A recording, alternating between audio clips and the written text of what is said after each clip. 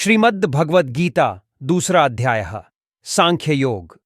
पहले अध्याय में गीता में कहे हुए उपदेश की प्रस्तावना रूप दोनों सेनाओं के महारथियों की तथा शंख ध्वनि पूर्वक अर्जुन का रथ दोनों सेनाओं के बीच खड़ा रखने की बात कही गई।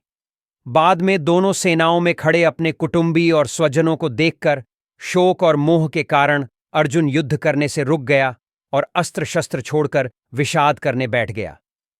यह बात कहकर उस अध्याय की समाप्ति की।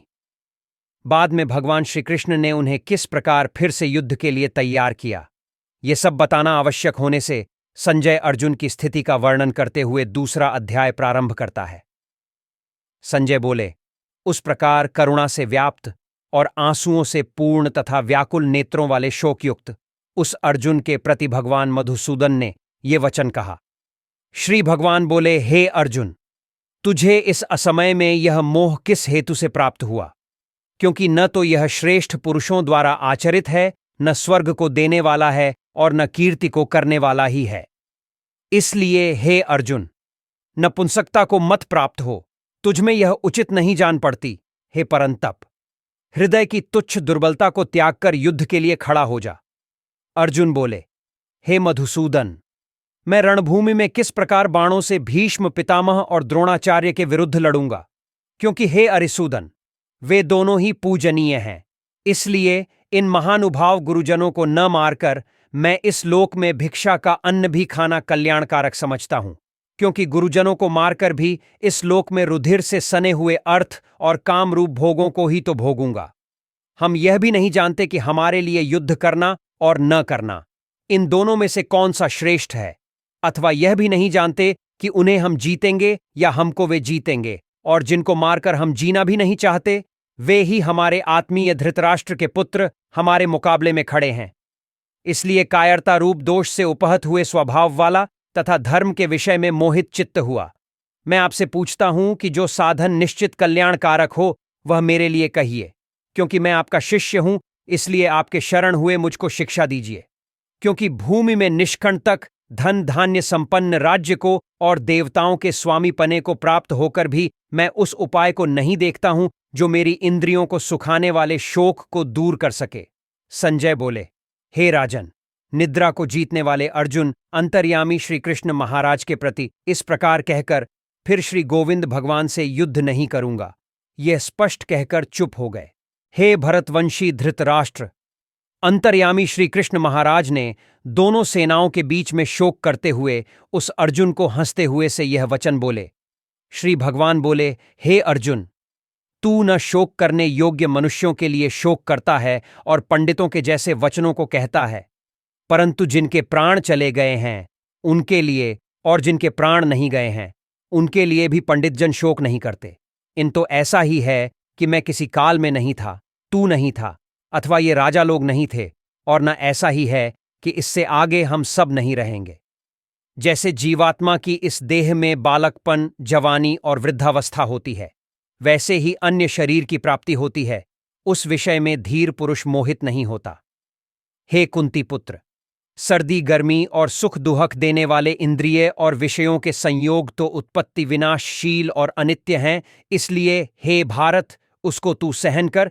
क्योंकि हे पुरुष श्रेष्ठ, दुख सुख को समान समझने वाले जिस धीर पुरुष को ये इंद्रिय और विषयों के संयोग व्याकुल नहीं करते, वह मोक्ष के योग्य होता है। असत वस्तु की सत्ता नहीं है और सत का अभाव नहीं है। इस प्रकार तत्वज्ञानी पुरुषों द्वारा इन दोनों का ही तत्व देखा गया है। नाश रहित तो तू उसको जान जिससे यह संपूर्ण जगत दृश्य वर्ग व्याप्त है। इस अविनाशी का विनाश करने में भी कोई समर्थ नहीं है। इस नाश रहित अप्रमेय नित्य स्वरूप जीवात्मा के ये सब शरीर नाशवान कहे गए हैं। इसलिए हे भरतवंशी अर्जुन, तू युद्ध कर। जो उस आत्मा को मारने वाला समझता है तथा जो इसको मरा मानता है, वे दोनों ही नहीं जानते। क्योंकि यह आत्मा वास्तव में न तो किसी को मारता है और न किसी के द्वारा मारा जाता है। यह आत्मा किसी काल में भी न तो जन्मता है और न मरता ही है, तथा न यह उत्पन्न होकर फिर होने वाला ही है।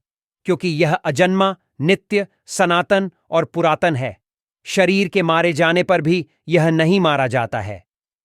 हे पृथा पुत्र अर्जुन, जो पुरुष इस आत्मा को नाश रहित नित्य, अजन्मा और अव्यय जानता है, वह पुरुष कैसे किसको मरवाता है और कैसे किसको मारता है। जैसे मनुष्य पुराने वस्त्रों को त्याग कर दूसरे नए वस्त्रों को ग्रहण करता है, वैसे ही जीवात्मा पुराने शरीरों को त्याग कर दूसरे नए शरीरों को प्राप्त होता है। इस आत्मा को शस्त्र काट नहीं सकते, इसको आग जला नहीं सकती, इसको जल गला नहीं सकता और वायु सुखा नहीं सकती, क्योंकि यह आत्मा अच्छेद्य है।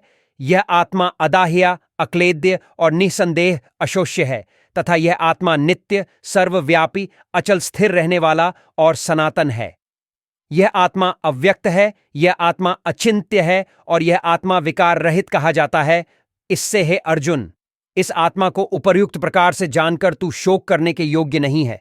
किंतु यदि तू इस आत्मा को सदा जन्मने वाला तथा सदा मरने वाला मानता है, तो भी हे महाबाहो, तू इस प्रकार शोक करने को योग्य नहीं है, क्योंकि इस मान्यता के अनुसार जन्मे हुए की मृत्यु निश्चित है और मरे हुए का जन्म निश्चित है।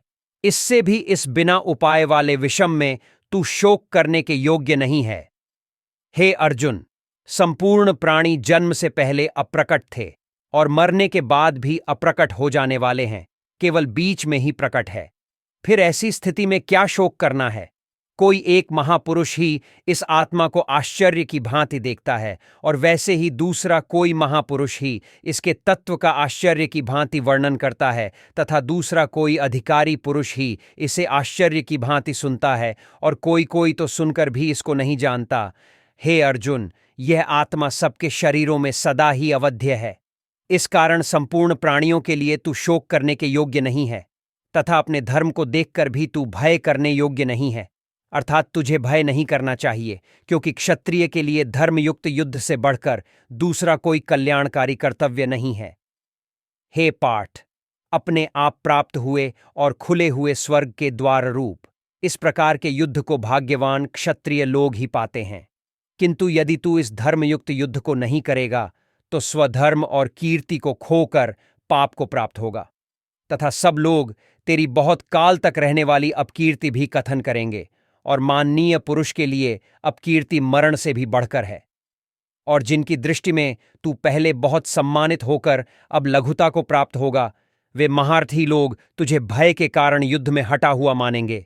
तेरे वैरी लोग तेरे सामर्थ्य की निंदा करते हुए तुझे बहुत से न कहने योग्य वचन भी कहेंगे। उससे अधिक दुख और क्या होगा? या तो तू युद्ध में मारा जाकर स्वर्ग को प्राप्त होगा अथवा संग्राम में जीतकर पृथ्वी का राज्य भोगेगा। इस कारण हे अर्जुन, तू युद्ध के लिए निश्चय करके खड़ा हो जा। जय पराजय, लाभ हानि और सुख दुख को समान समझकर उसके बाद युद्ध के लिए तैयार हो जा। इस प्रकार युद्ध करने से तू पाप को नहीं प्राप्त होगा। हे पाठ, ये बुद्धि तेरे लिए ज्ञान योग के विषय में कही गई और अब तू इसको कर्म योग के विषय में सुन। जिस बुद्धि से युक्त हुआ, तू कर्मों के बंधन को भलीभांति त्याग देगा, अर्थात सर्वथा नष्ट कर डालेगा। इस कर्मयोग में आरंभ का अर्थात बीज का नाश नहीं है और उलटा फल रूप दोष भी नहीं है, बल्कि इस कर्मयोग रूप धर्म का थोड़ा सा भी साधन जन्म मृत्यु रूप महान भय से रक्षा कर लेता है। हे अर्जुन, इस कर्मयोग में निश्चयात्मिका बुद्धि एक ही होती है, किंतु अस्थिर विचार वाले विवेकहीन सकाम मनुष्यों की बुद्धियां निश्चय ही बहुत भेदों वाली और अनंत होती हैं।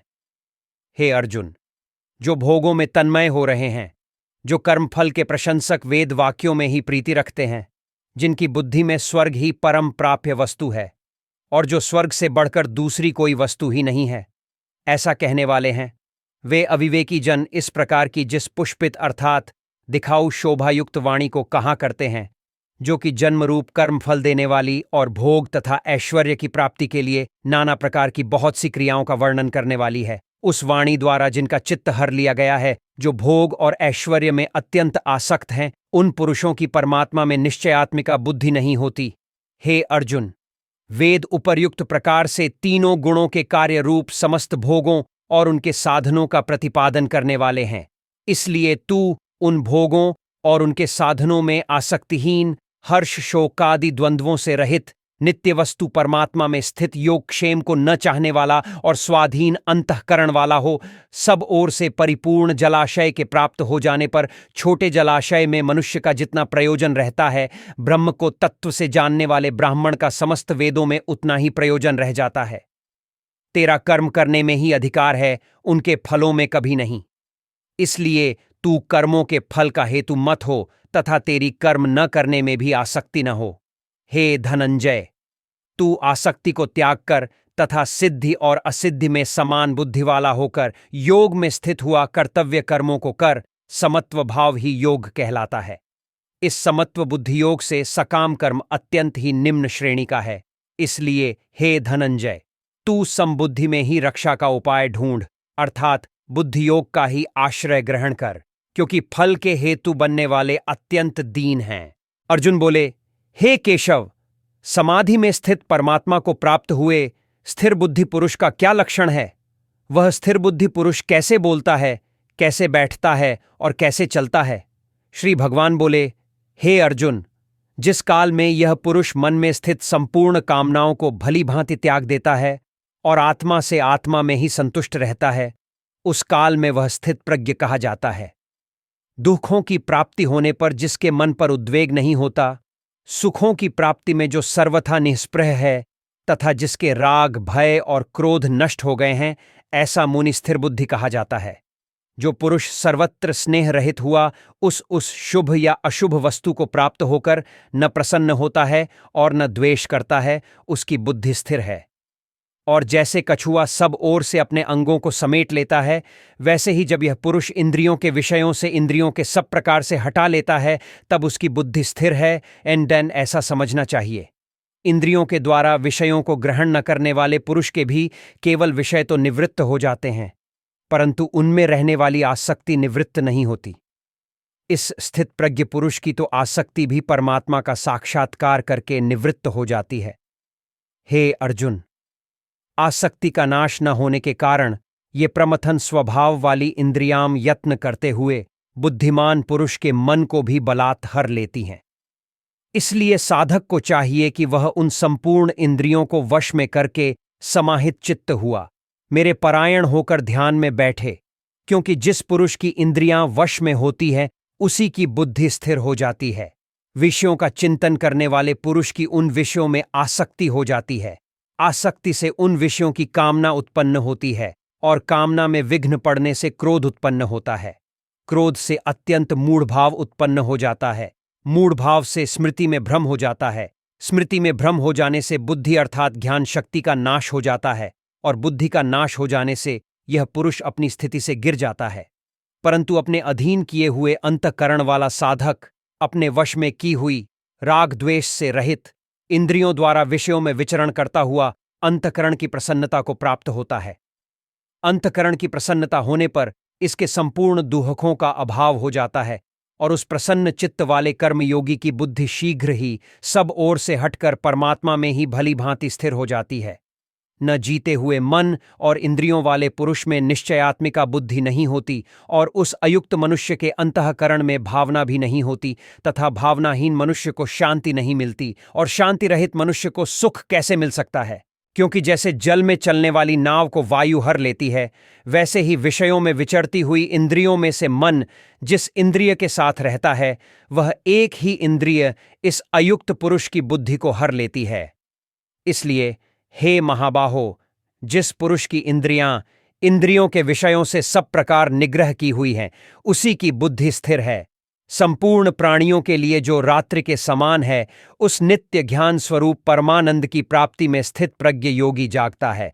और जिस नाशवान सांसारिक सुख की प्राप्ति में सब प्राणी जागते हैं, परमात्मा के तत्व को जानने वाले मुनि के लिए वह रात्रि के समान है। जैसे नाना नदियों के जल सब ओर से परिपूर्ण अचल प्रतिष्ठा वाले समुद्र में उसको विचलित न करते हुए ही समा जाते हैं, वैसे ही सब भोग जिस स्थित प्रज्ञ पुरुष में किसी प्रकार का विकार उत्पन्न किए बिना ही समा जाते हैं, वही पुरुष परम शांति को प्राप्त होता है, भोगों को चाहने वाला नहीं। जो पुरुष संपूर्ण कामनाओं को त्याग कर ममता रहित, अहंकार रहित और स्पृहा रहित हुआ विचरता है, वही शांति को प्राप्त होता है, अर्थात वह शांति को प्राप्त है। हे अर्जुन, ये ब्रह्म को प्राप्त हुए पुरुष की स्थिति है। इसको प्राप्त होकर योगी कभी मोहित नहीं होता और अंतकाल में भी इस ब्राह्मी स्थिति में स्थित होकर ब्रह्मानंद को प्राप्त हो जाता है। इस प्रकार उपनिषद, ब्रह्म विद्या तथा योग शास्त्र रूप श्रीमद् भगवद गीता के श्री कृष्ण अर्जुन संवाद में सांख्य योग नामक द्वितीय अध्याय संपूर्ण हुआ।